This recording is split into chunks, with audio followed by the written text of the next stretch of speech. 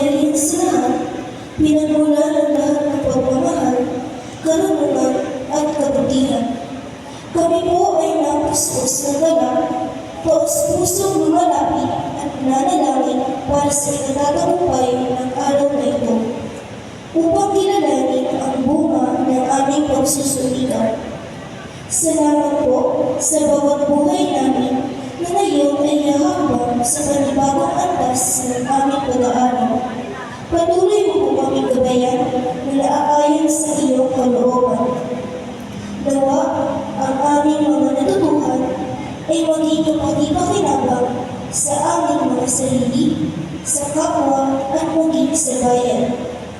O Diyos, ipinagpapasalamat, pinagkakatiwala at itinataas namin sa iyo ang aming mga magulang, mga tagapangalaga, mga gurut ng mundo sa paaralang elementaryang Manuel ng Quezon, maging sa pamanuan ng SDO Caloocan at sa lokal na pamahalaan ng Caloocan, na patuloy na gumagabay, nagbibigay direksyon at nagsisilbing kanlungan sa makabagong hamon ng edukasyon.